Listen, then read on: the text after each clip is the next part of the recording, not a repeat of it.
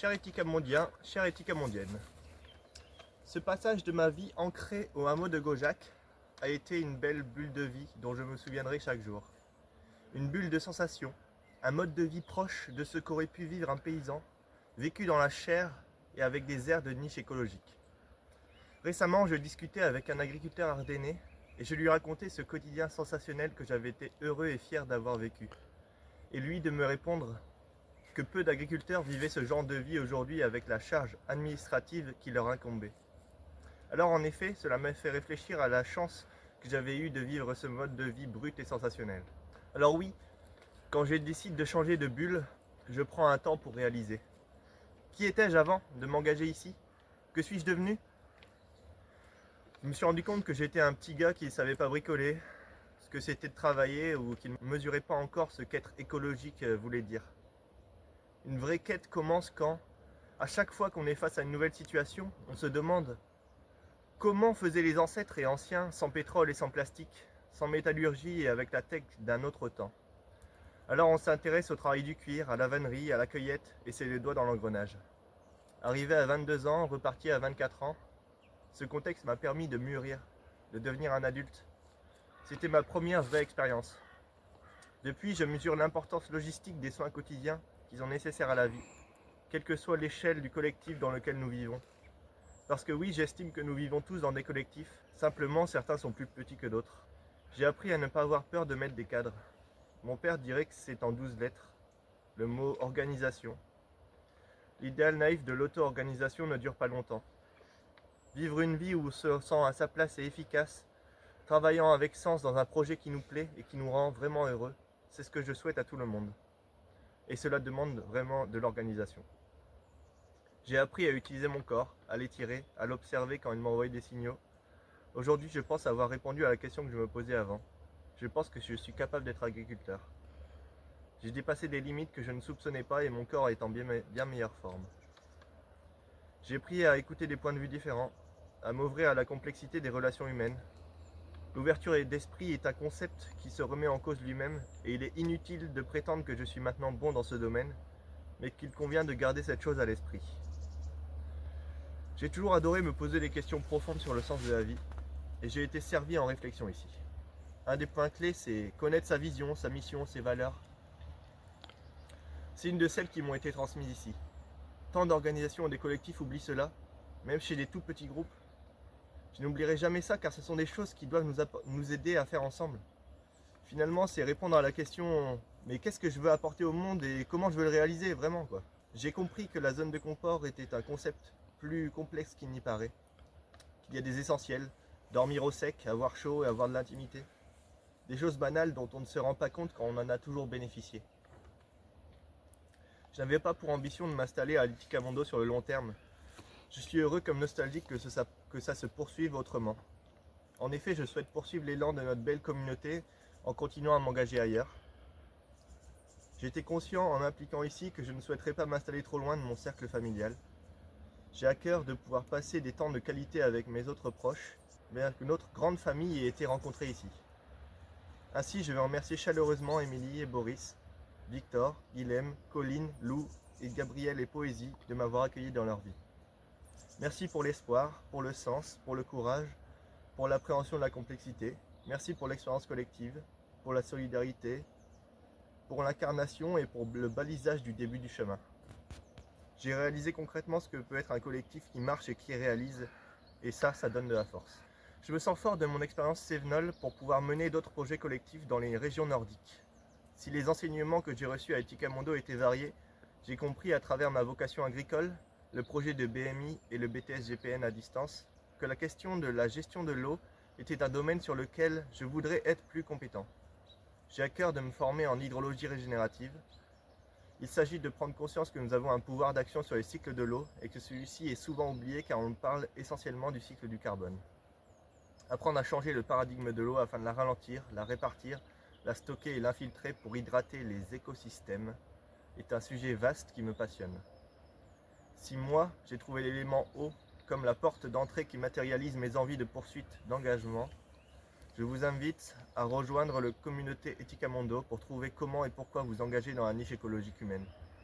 et par là même notre transition écologique. J'en viens à vous souhaiter une belle intégration dans la civilisation de l'écologie, car c'est bien dans cet engrenage-là que vous mettez aussi le doigt. N'ayez crainte, c'est réjouissant et salvateur. Chacun, chacune pourra y trouver sa place. Bonne compréhension et écoute du vivant pour faire ensemble et guérir le monde.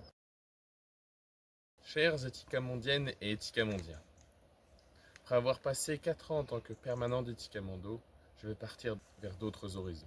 Mais je garderai un merveilleux souvenir de cette expérience. Je peux le dire, avec le stage puis ces 4 années, Éthicamondo a changé ma vie. Mon regard sur nos modes de vie et de consommation, sur notre monde, sur notre avenir n'est plus du tout le même. Le mode de vie vers lequel je tends est désormais bien plus respectueux et attentif à la nature, l'environnement et à nos interrelations. Soyons honnêtes, j'ai aussi bien pris conscience des futurs possibles vers lesquels nous allons, et c'est d'autant plus inquiétant quand on se rend compte que trop peu de personnes ne réalisent ce qu'il est nécessaire de changer dans nos modes de vie pour que ces futurs soient plus enviables. Mais Éthicamondo a aussi eu la force de me montrer qu'il y avait des futurs enviables, y compris en cas d'effondrement. Alors je repars d'ici enrichi, et je vais cheminer grâce à d'autres expériences vers mon projet futur. Je sais que je resterai connecté à Éthicamondo, et je reviendrai avec plaisir contribuer de nouveau à ce projet. Mais en effet, le positionnement géographique de l'écolieu et le temps que nous avons choisi d'y investir m'a pas mal éloigné de mes proches, famille, amour, amis, vers lesquels du coup je souhaite me rapprocher et leur consacrer un peu plus de temps. Et par ailleurs, j'ai envie d'aller plus loin, de faire une formation plus poussée. Éthicamondo fut pour moi une merveilleuse école de la vie. J'ai appris énormément de choses, tant sur l'écologie que sur le vivre ensemble ou les chantiers. Bien plus de choses qui me seront utiles pour, euh, pour mon futur que ce que j'avais pu apprendre auparavant. Et je souhaite aller plus loin et faire une formation dans le bois, dans l'idéal une formation du type de l'arbre à la poutre, car c'est ce qui m'a passionné chez Éthicamondo, voir toutes les étapes du choix de l'arbre jusqu'à son utilisation. Et j'invite toute personne ayant déjà une petite ou une grande conscience écologique, peu importe, à venir faire un tour par Éthicamondo, que ce soit par le biais d'un stage ou autre. Il faut être conscient que ça bouscule, mais aussi, c'est aussi ça qu'on vient chercher. Et on a tous à apprendre à partager des moments avec la famille de Boris et Émilie au sein de cet écolieu qui est Éthicamondo et que je remercie beaucoup. Chers éthicamondiennes, éthicamondiens, arrivé en août 2019, ça remonte pour un stage d'immersion, j'ai découvert l'émergence d'un écolieu, au sens propre du terme, rempli d'ambitions scientifiques, de culture sauvage et de traversiers à débroussailler. Ingénieur en mal de réalisation concrète, scientifique et vraiment écologique, j'étais servi. D'autant plus que la vision est claire et inspirante. Aller vers la niche écologique humaine avec idéalisme et pragmatisme. Bon, ces deux-là sont très sympathiques mais demandent un peu de rigueur à coordonner. Rechercher l'interrelation directe avec les écosystèmes, pas seulement sur le papier et lors de discussions philosophiques enflammées, mais aussi et surtout au quotidien dans l'installation concrète d'une manière d'habiter le monde en Cévennes.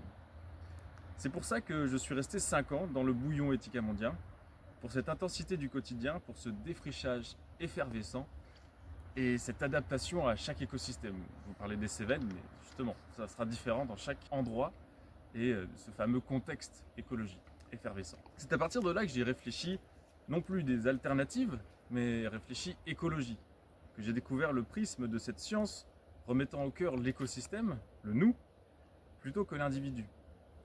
Après avoir pensé quelques années une écologie abstraite, j'ai vécu dans ma chair une écologie du faire. C'est clairement plus fatigant. On y découvre et y repousse nos limites, ensemble. Et ô combien enthousiasmant, mais surtout cohérent.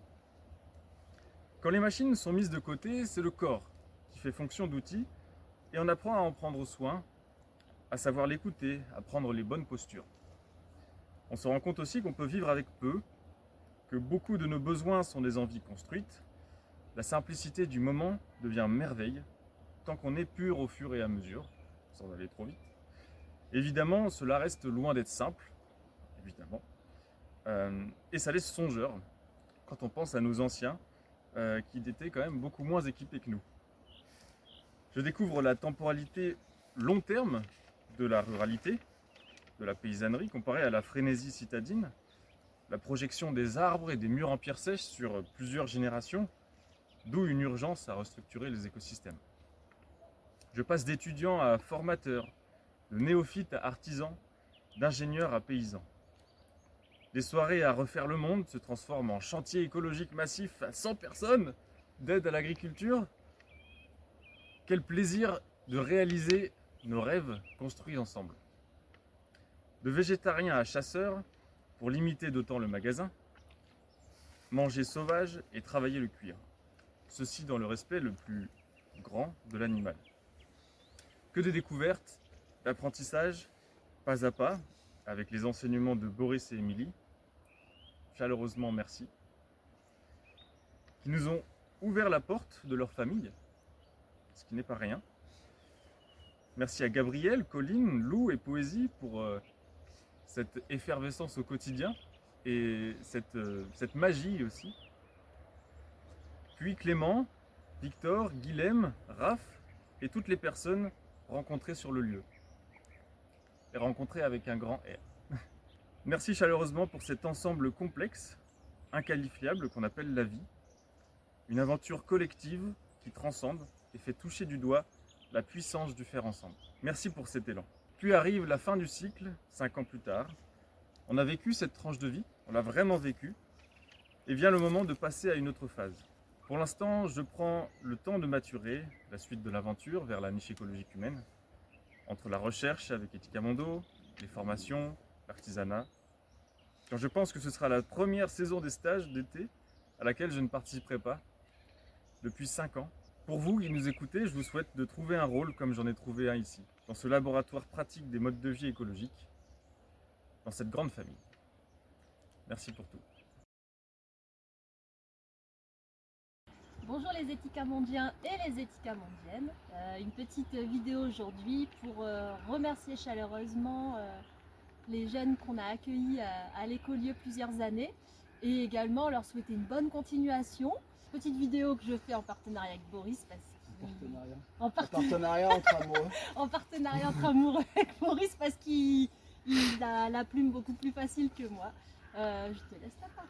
5 ans d'implication pour le plus ancien, 2 ans pour le plus jeune, en vivant H24 pour une cause. C'est considérable. Nous avons réalisé des stages, des SEM, nous avons gagné des concours, lancé un programme de recherche appliquée et tant de choses vécues ensemble. Autant dire que leur départ, c'est une page qui se tourne avec à la fois beaucoup de joie de les voir avoir pris un tremplin par rapport à leur engagement écologique, mais forcément avec énormément de nostalgie aussi. D'un côté, c'est un chapitre qui se finit, mais c'est aussi une suite qui s'ouvre. Évoquons d'abord la fin d'un chapitre. Avant qu'ils arrivent, donc Duduche pour le premier arrivé, Guigui puis Raphaël, on en était vraiment à peine au sortir du débroussaillement, à peine. Et dorénavant, nous prévoyons pour cet été la réfection de murs en pierre sèche avec des professionnels de la BPS, l'installation de mares, de bassins. Au niveau du mas, il y a encore beaucoup de choses à faire, mais les enfants sont enfin dans un dortoir qui demande quelques finitions.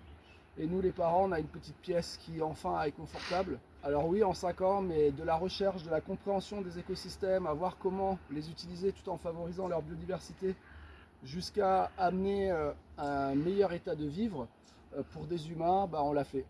Et le chemin continue, mais ça a été énorme tout ce qui a été fait. On va reprendre, je vous propose les 3 missions d'Etika Mondo et lire un petit peu les résultats au regard de ces 3 missions. Ils ont incarné la niche écologique comme très peu de monde, trop peu de monde. Et même si on n'est pas au bout du tout de la niche écologique, cet engagement jusqu'au boutisme aussi longtemps dans les conditions qu'on sait sur Etika Mondo, c'est-à-dire un lieu particulièrement spartiate, où l'intimité est tellement absente qu'il est compliqué déjà pour un couple de survivre, mais alors pour un couple de se créer, c'est une mission impossible. Et ils l'ont accepté, ils l'ont fait jusqu'au bout. Ils ont progressé sur la dimension physique. J'adore l'anecdote de Guilhem qui, fan des 24 heures du Mans roller, dit que cette année, quand il a remis les patins, il ne s'est jamais senti autant en forme et il a battu, pour pas dire pulvérisé, ses performances d'avant. Et ça, en effet, pour les personnes que nous sommes, que nous avons la chance d'être valides, il faut bien prendre conscience que venir chez Etika Mondo quelques années, c'est repartir avec une biologie corporelle de meilleur niveau. Ils ont énormément progressé techniquement. C'était pas très difficile, ils ne savaient pas vraiment planter un clou, mais n'empêche qu'ils repartent avec des super projets et beaucoup de savoir-faire et de connaissances théoriques aussi. Il y a la vie en collectif, je l'ai mentionné, et il faut bien prendre conscience qu'on a vécu quand même les premiers temps dans à peu près 70 mètres carrés avec 4 enfants plus vraiment en bas âge, mais qui n'avaient pas non plus 15 ans. Et on a traversé toutes ces périodes avec des moments où tout le monde faisait la classe aux enfants. Et c'était quand même assez incroyable, malgré des dispositions évidemment pas toujours très confortables, pas toujours très heureuses. Il y a eu le relevé d'un rythme important. On a testé plusieurs rythmes, dont des moments où on était vraiment ultra bourrin, mais il ne faut pas imaginer sur 2 jours. On l'a fait sur un semestre, à se lever à 6 h, à finir à 22 h, en se disant quand même que le climat n'attendait pas. Et en effet, la seule limite qu'on a pu toucher en équipe, c'est tout simplement le fait que oui, à un moment, on est malheureusement face à une urgence, mais qu'on a besoin aussi de gérer nos corps, nos mentales, et que même si on est fort, eh ben, on a besoin aussi d'avoir des rythmes plus adaptés à nos nécessités. Mais en tout cas, on y est tous allés, quels que soient nos âges, et tous on s'est engagés jusqu'au bout, et ça c'était vraiment fort. Et ce qu'il y a de génial, c'est que on a pu confirmer tous ensemble combien l'écologie reste un sujet qui est inquiétant au regard de la situation, mais qui est un thème ô combien épanouissant et complexe aussi, très très riche, beaucoup de choses à apprendre. La deuxième mission, c'est de progresser, et là, je l'ai évoqué, ils ont énormément progressé. Et personnellement, et avec Émilie, c'est une réalisation forte, c'est quelque chose qui m'a toujours animé. Depuis mes 20 ans, je me suis engagé dans l'éducation à l'environnement et j'avais jamais atteint un tel niveau d'enseignement. Et je ne veux pas non plus me donner la part belle, parce que s'il y a bien 3 personnes qui ont défriché, c'est tous les 3 du DUCH, à savoir Victor, Guilhem et Raph, parce que on a tâtonné, on a avancé en fonction des besoins plus qu'en fonction d'un programme pédagogique. Et je suis content de voir tout ce qu'ils ont acquis, et ça me donne beaucoup d'espoir pour la suite, puisqu'au fur et à mesure qu'on est installé, on va pouvoir prendre du recul et du temps pour vraiment préparer des programmes. Donc en fait, on peut quand même le dire que ça a été fait de manière officieuse, mais n'empêche que ce moment doit graver finalement la réalisation de la première session de la véritable école de l'écologie humaine, à savoir 3 humains qui se sont serrés les coudes et qui ont vraiment vécu au plus proche de ce que l'on peut appeler un principe d'interrelation directe avec le vivant. Ils l'ont vécu de manière globale, du génie écologique en passant au chantier écologique massif, de la rénovation du MAS à l'organisation, à l'animation des stages, à l'ingénierie de projet, des aides dans la partie agricole, même si un peu moins, qu'on aurait aimé faire encore plus, et des campagnes de mobilisation. Dorénavant, ils savent ce qu'ils veulent. Ethicamondo a été une expérience unique et devrait l'être encore mieux pour les jeunes qui veulent s'engager pour l'écologie et clarifier leurs intentions. Enfin, servir, puisque tout ça c'est bien, là on a parlé un petit peu de chacun, puis de notre position en tant qu'accueillant et formateur, mais il y a un projet plus large qui nous dépasse au regard de la situation. Victor, Guilhem et Raphaël ont contribué quotidiennement à concrétiser la vision qu'il est possible qu'un groupe d'humains vive dans la nature, de la nature, tout en améliorant la biodiversité, ce qui est un renversement au niveau des valeurs et un renversement au niveau de la civilisation. Ils ont accueilli bien du monde, ils se sont dédiés à rendre heureux et à enseigner ces principes aux pas moins de 700 stagiaires venus pendant leur passage, sans compter tous les semeurs, sans compter tous les apprentis écologues qui sont venus nous aider sur des chantiers. Je pense qu'on n'est pas loin de la barre des 1000 personnes. Ils sont allés jusqu'à affronter des orages, on s'est pris des sacrées sauces, c'est vraiment des épisodes Cévenol sur la tête à des moments. Ils sont passés par des mois en tente l'hiver, et malgré tout ils étaient toujours au rendez-vous des soins, puisque chez nous on parle plus de corvée, on parle de soins, parce qu'on prend soin de soi et on prend soin des autres. Et dans cet ouragan de rencontre avec le vivant, dans un vivant qui est bien malade, eh bien, on peut vraiment parler de soins, et malgré les moments où on était moins d'accord, malgré les moments où on était fatigué, on a toujours pris soin de se faire à manger, soin de ranger, de nettoyer, et soin de se dire les choses avec calme et avec le plus de construction possible, et c'est ce qui a fait finalement cette capacité à rester aussi longtemps ensemble. Et enfin, dans tout ça, on verra à la fin, mais on a peut-être lancé un mouvement historique, puisque embrasser la niche écologique humaine, à ce jour, on est un peu les seuls à en parler, même si beaucoup de gens s'en rapprochent et sont déjà bien avancés. Et ça, il faut leur rendre cet honneur-là. Dorénavant, pendant qu'Ethicamondo va s'ouvrir à une gestion plus collective, c'est assez drôle, mais les circonstances de la vie font que l'écolieu va vivre un moment très famille. Donc là, je vais juste ouvrir et conclure cette élocution sur le chapitre qui s'ouvre. Pour nous, c'est un essentiel avec Émilie dans notre rôle de parents, parce que c'est pas rien d'avoir ouvert notre intimité, puisque toute notre maison, toute petite et en travaux, on l'a ouvert à un projet collectif depuis maintenant 7 ans, puisque ça avait démarré avant que Duduche arrive. Et ça va nous faire drôle, mais ça va nous faire aussi beaucoup de bien de nous retrouver pendant quelques temps uniquement nous et les enfants. Et il y a un vrai besoin tant pour nous parents que pour nos enfants. Mais néanmoins c'est une petite parenthèse parce qu'on va repartir de plus belle. Simplement on a aussi envie que les prochains jeunes qui arrivent puissent être dans des conditions préférables au regard de tout ce qui a été appris et acquis grâce à cette expérience. Donc nous reprendrons des élèves, mais a priori pas avant 2026 pour des élèves permanents. Évidemment, on accueillera très volontiers des volontaires et des stagiaires dès la saison 2025. Donc c'est la fin d'un chapitre et le début d'un nouveau.